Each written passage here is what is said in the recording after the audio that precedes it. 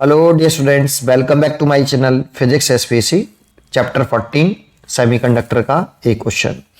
The circuit shown in the figure has two oppositely connected ideal diode connected in parallel.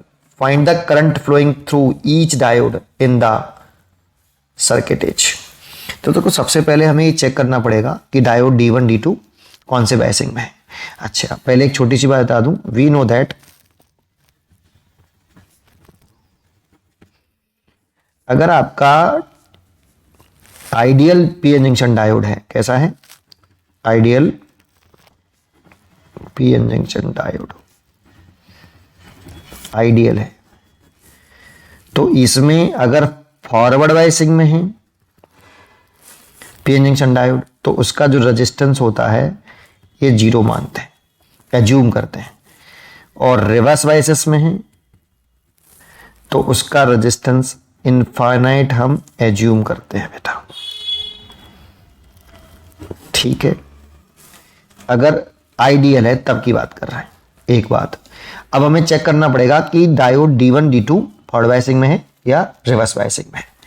तो देखो इसमें ये terminal positive है battery का, इससे देखें तो ये एंड पॉजिटिव से कनेक्टेड है और ये वाला भी पॉजिटिव से, और इधर से देखें तो ये नेगेटिव से और ये नेगेटिव से.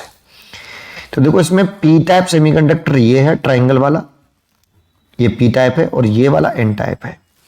तो P type positive terminal that means high potential से कनेक्टेड है, और N type semiconductor negative terminal that means low potential से कनेक्टेड है.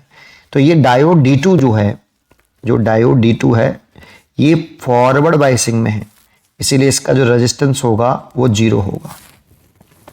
और डायोड D1 जो है यहां पर देखें तो पी टाइप सेमीकंडक्टर इसका negative terminal that means low potential से, और N type semiconductor high potential that means positive terminal से कनेक्टेड है. तो ये रिवर्स बायसिंग में है और इसका रेजिस्टेंस इनफाइनाइट होगा.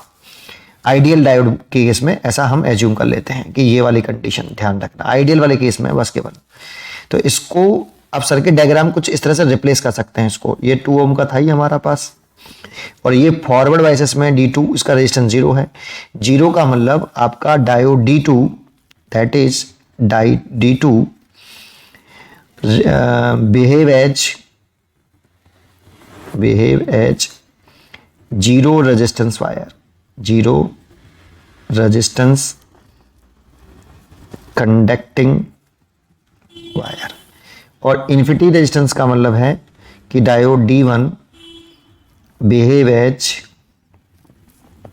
ओपन सर्किट, ओपन सर्किट ये इंपॉर्टेंट. और यहां जीरो रेजिस्टेंस का कंडक्टिंग वायर, तो इसको आप एक जीरो रेजिस्टेंस के कंडक्टिंग वायर से रिप्लेस कर लो.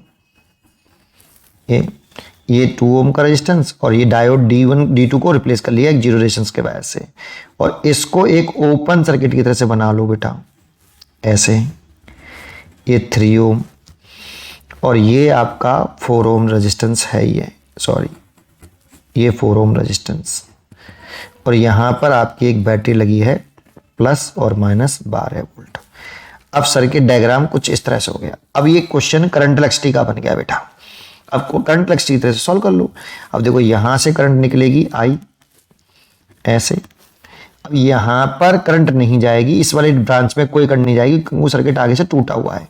तो इस वाली ब्रांच में जाने वाली करंट जीरो है, और इस वाली ब्रांच में ही सारी करंट चली जाएगी बेटा ऐसे ऐसे आएगी. तो सारी करंट इसमें चली जाएगी I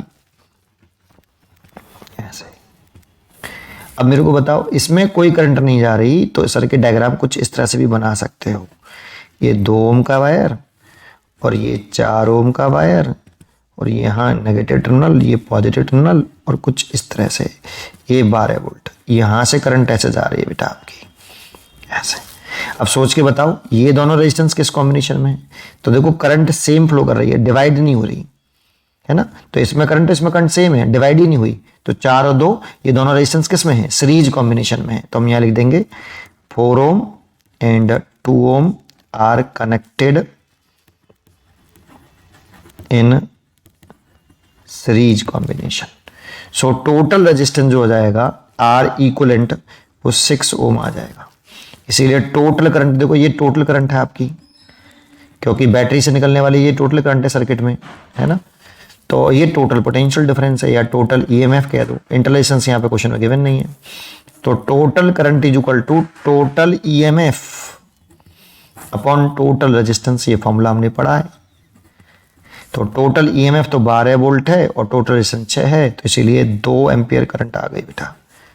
तो दैट मीन्स इस डायोड में जैसे यहां से करंट डिस्ट्रीब्यूशन करें तो इसमें करंट जो है, इस वाले डायोड में तो कोई करंट नहीं जा रही, करंट 0 है, और इस वाले में पूरी की पूरी जा रही है ऐसे। तो इस डायोड में जो करंट जा रही है वो 2 एम्पियर है। ठीक है, हमसे पूछ रहा है तो हम लिख देंगे इसीलिए आंसर में कि जो डायोड D1 है इसमें जो करंट फ्लो कर रही है वो 0 है, और डायोड D2 है उसमें जो करंट फ्लो कर रही है वो 2 एम्पियर है। ये इसका आंसर होना चाहिए। डायोड D2 में करंट फ्लो कर रही है और डायोड D1 में कोई करंट फ्लो नहीं कर रही है। पढ़ते रहिए और खुश रहिए।